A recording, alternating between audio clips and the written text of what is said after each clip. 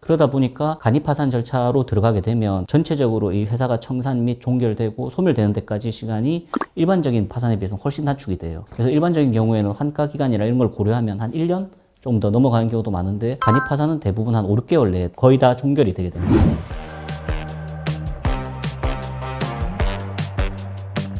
안녕하세요.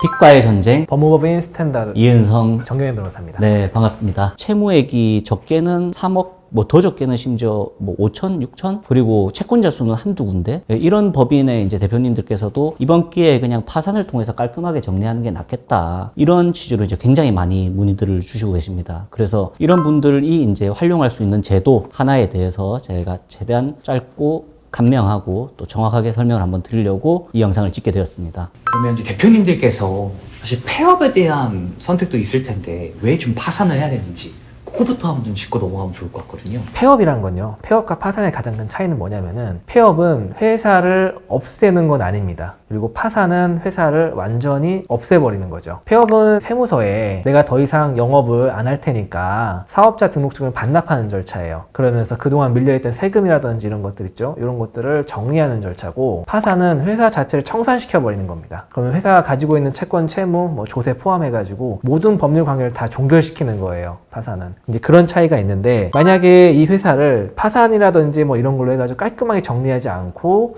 폐업만 했을 경우에 어떤 문제가 되느냐, 이제 이런 게 문제가 될 수 있겠죠. 가장 큰 문제는 뭐냐면은 회사가 안 좋아지면은, 매출이 떨어지고 좀 어려워지면은 어쩔 수 없이 분식회계를 할 수밖에 없어요. 분식회계를 하면서 재고자산을 뭐 더 많이 뭐 과대 계상한다든지, 매출 허위 매출 발생을 시킨다든지, 때로는 뭐 가지급금도 있을 수 있겠죠. 이런 상태로 이런 회사가 이제 정리되지 않은 상태로 바로 그냥 폐업을 한다 그러면은 이거에 대한 모든 책임을 대표이사님이 지셔야 됩니다. 이거를 이제 뭐 의제 배당이라고도 하고, 네, 부가세 뭐 그 절차 뭐 이렇게 말씀을 드리는데, 대표이사님 책임을 지셔야 되는데, 이 책임을 지는 방법이 어떤 방법이냐면은 전부 다 세금을 내셔야 돼요. 그러면은 회사 정리하고 나면은 우리가 대표이사님을 이제 개인 회생이나 개인 파산으로 해서 채무를 싹 정리해 드리잖아요. 근데 이렇게 그냥 폐업을 하시고 오시면은 세금으로 남잖아요. 세금으로 남는 거는 저희가 정리해 드릴 수가 없습니다. 그래서 법인 파산을 절차를 거쳐 가지고 대표이사한테 세금이 부과되지 않도록 다 정리될 수 있도록 한 다음에, 대표이사님이 가지고 있는 채무는 개인 회생 절차나 개인 파산 절차를 통해서 정리할 수 있도록 이렇게 하셔야 대표이사님들한테 재창업하거나 아니면 재기할 수 있는 가장 적절한 기회를 드릴 수 있다, 뭐 이렇게 볼 수 있을 것 같습니다. 쉽게 얘기하면 세금이 왜 부과되느냐. 특히 재고자산이 과대 계상되어 있는 경우에는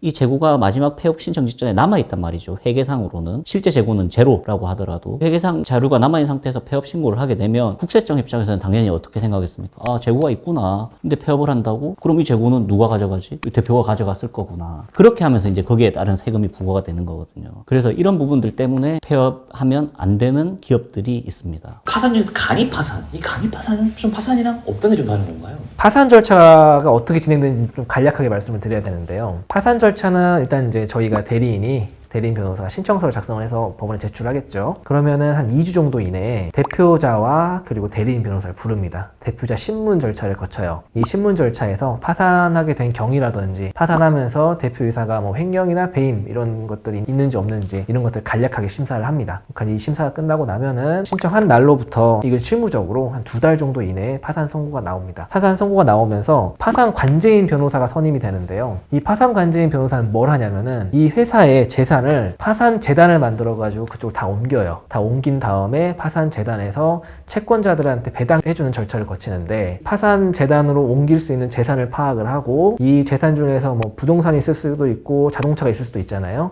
이런 걸 전부 다 환가, 현금화하는 절차를 거칩니다. 그렇게 한 다음에 채권자를 다 불러요. 법원을 다 불러. 채권자 집회를 열어가지고 채권자는 넌 얼마, 넌 얼마, 넌 얼마 이렇게 다 배당해 줄 수 있는 배당표를 만든 다음에 배당을 해주고, 그리고 회사를 청산시킵니다. 이 절차가 좀 어려운 게, 건물이 있으면 건물 매각을 해야 되고, 자동차가 있으면 공매를 해야 되잖아요. 채권이 있으면 채권 회수를 해야 되고, 그러다 보니까 현금화하는 데 시간이 좀 걸리고, 그리고 채권자별로 배당표 만들어가지고 얼마 배당해줘야 되고, 연락 안 되는 채권자도 있어요. 연락 안 되는 채권자 다 불러야 되거든요. 이런 절차가 있다 보니까 파산 선고는 빨리 나지만 파산 선고 이후부터 완전히 청산돼서 종결될 때까지는 한 1년에서 2년 정도 걸립니다. 네, 그런 게 이제 일반적인 파산 절차 진행 방식인데, 이 간이파산이라는 경우에는 훨씬 절차나 시간이 단축이 됩니다. 보통 이제 5억 원 정도 이제 그 이하인 경우에 채무에서만 간이파산 선고를 할 수 있도록 돼 있는데, 간이파산 선고가 되면 파산 관제인의 이제 조사 과정 또 시간도 굉장히 단축이 되고, 그리고 사실 간이파산 들어가는 그 기업들 같은 경우에는 환가할 자산, 쉽게 얘기하면 돈으로 바꿀 자산이 거의 없어요. 그래서 그 환가 절차 또한 축소가 되고, 그리고 배당 이것 또한 굉장히 신속하게 이루어집니다. 그러다 보니까 간이파산 절차로 들어가게 되면 전체적으로 이 회사가 청산 및 종결되고 소멸되는 데까지 시간이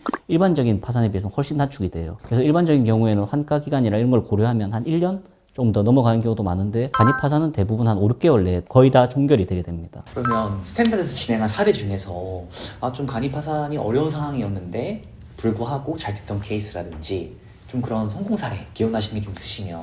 간이파산에 들어오는 회사들은 대부분 규모가 작지만 들어온 이유는 뭐냐면은 거래처에 돈을 못 받아서 들어와요. 근데 이 거래처에 돈을 받는 절차를 거쳐야 되는 거거든요. 거래처에 받는 돈이 뭐 5천만 원, 뭐 1,000만 원이다 라고 해가지고 그냥 넘어갈 수는 없어요. 일단은 그걸 받을 수 있는지 없는지 평가를 해야 돼요. 그러다 보면은 파산관제인 소송 걸어야 되고, 그리고 집행해야 되고 해야 되잖아요. 그러면은 그 절차가 굉장히 까다롭고, 그러다 보니까 파산관제인들이 저희한테 부탁을 합니다. 이 채권에 대한 집행을 한번 진행해 달라. 그러면은 저희는 이제 빨리 할 수 있죠. 저희가 집행을 해가지고 대부분 다 이제 집행이 불가능해요. 집행이 불가능하다라는 걸 법원에 소명을 시켜주면은 절차가 빠르게 진행됩니다. 그리고 최근에 이제 간이파산 중에서 이제 일종의 성공 사례라고 하면, 아까 말씀드렸던 도산 대지급금을 활용을 해가지고 여러 가지 제도적인 혜택 이런 부분들을 이제 최대한 받을 수 있는 만큼은 받아야 됩니다. 그게 왜 그러냐면, 일반적으로 채무 규모가 적고 또 채권자 수가 적은 경우에는 반대로 대표이사님들이 가수금 넘는 거에 꺼리낌이 없어요. 어느 정도의 그 다른 채권자들에 대한 미안한 마음과 함께 이 정도는 내 재산으로 어떻게든 마련해가지고 변제를 할 수 있겠다라는 부분은 최대한 변제를 하고 파산을 들어가든 이런 경우가 많습니다. 근데 저는 생각하기로는 이 법인 파산이라는 제도는 법인이라는 거에 그 제도의 본질을 좀 봐야 될 것 같습니다. 기본적으로 법인의 제도는 내가 어떤 투자를 하고 설립을 하고 영업을 했었을 때 만약에 잘 되면 당연히 거기에 다른 과실을 얻겠지만, 안 됐을 경우에는 내가 가지고 있는 주식 안에서만 책임을 지도록 함으로써 이 전체적인 사회 경제적인 그런 활성화를 노리는 제도거든요. 근데 여기에 대해서 어떤 도의적인 부분이나 이런 것들 때문에 대표이사의 재산을 법인에 투입을 하고 파산을 하지 않고 폐업을 한다든지 이렇게 해버리면 결국 재기할 자금이 없어져요. 그래서 이런 부분들이 있어가지고 저희가 아무리 채무액이 적더라도 대표이사가 소위 말하는 다치지 않을 수 있는, 최대한 그래도 대표이사가 재기를 할 수 있는 그런 방법들이나 여러 가지 해결책 이런 것들을 제시하면서 성공적으로 끝난 케이스가 있습니다. 그래서 이런 부분들에 대해서는 법인 파산 제도에 대한 확실한 이해, 그리고 그 회사에 대한 상황에 대한 정확한 이해가 선행되지 않으면 그런 솔루션을 드리기가 어렵거든요. 그런 부분들에 있어가지고는 분명히 고려해야 될 부분이기도 합니다.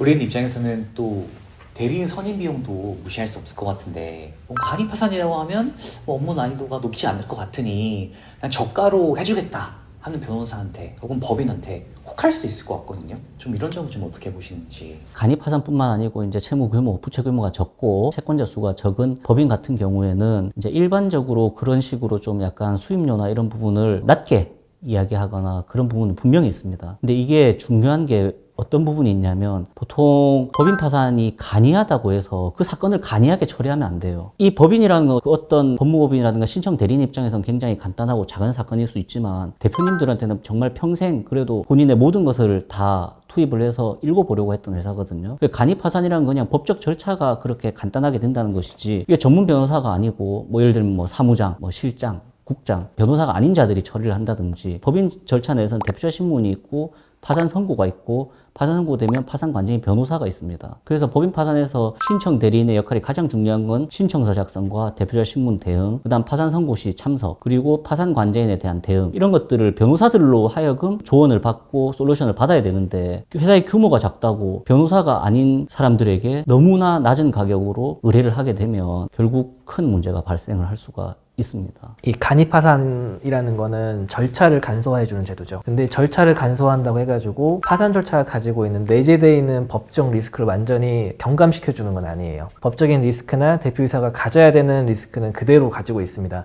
대신 절차만 간소화되는 거예요. 그만큼 절차가 간소화됐기 때문에 그만큼 대리인 변호사들이 더 빠르게 법원하고 대응을 해야 되는 난이도가 올라가는 경우도 있을 수도 있어요. 그런 부분을 좀 고려를 해야 되고, 아까 말씀 나오셔가지고 이제 제가 말씀을 드리는데, 이 파산 절차를 너무 쉽게 생각하는 경향이 좀 있습니다. 법무법인에서도. 대부분의 경우가 이제 파산 신청하고, 그리고 대표자 신문까지 해요. 거기까지는 대리인의 이제 조력을 받아요. 그리고 나서 파산 선고 나고 나서 파산 관제인이 이제 선임이 되거든요. 여기서는 더 이상 뭐 추가를 안 하는 경우가 상당히 많습니다. 대부분의 이제 로펌에서 대표자 신문까지만 조력을 이제 도와드리고, 파산 선고 나오면은 그때부터는 제도 좀 신경을 좀 덜 쓰시는데, 저는 이제 실무적으로 파산 사건을 많이 다루다 보니까 사실은요, 여기서부터 시작이거든요. 파산 관제인이 들어오면 이 회사 재무제표 회계장부 있죠. 회계장부 쫙 보면서 이 돈 어디다 썼습니까? 어떻게 하셨습니까? 다 물어봐요. 계좌 내역 보면서 회사 계좌 내역하고 대표이사 계좌 내역 비교해 보면서 대표이사 돈 더 많이 갖다 썼네, 돈 내놓으시, 이런 식으로 좀 고압적인 경우도 있고, 이거는 도산 절차인데 형사 절차처럼 신문하는 경우가 있어요. 사실 여기도 변호인의 조력이 필요한 거거든요. 저희는 좀 힘들지만, 조금 힘들지만,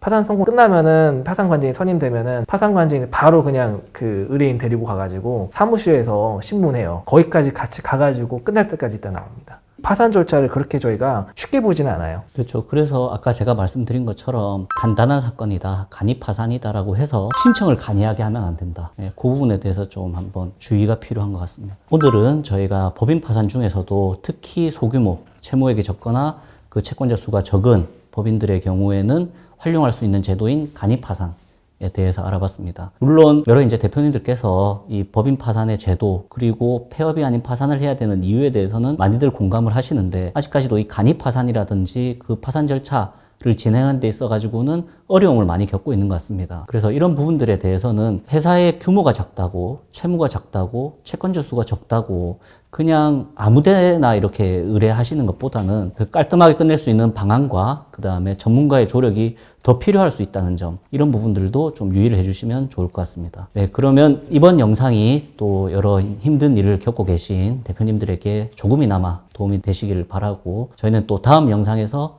또 좋은 정보를 가지고 찾아뵙도록 하겠습니다. 저희는 앞으로도 도산의 기준 법무법인 스탠다드가 되도록 네. 더욱더 노력하도록 하겠습니다. 감사합니다. 네.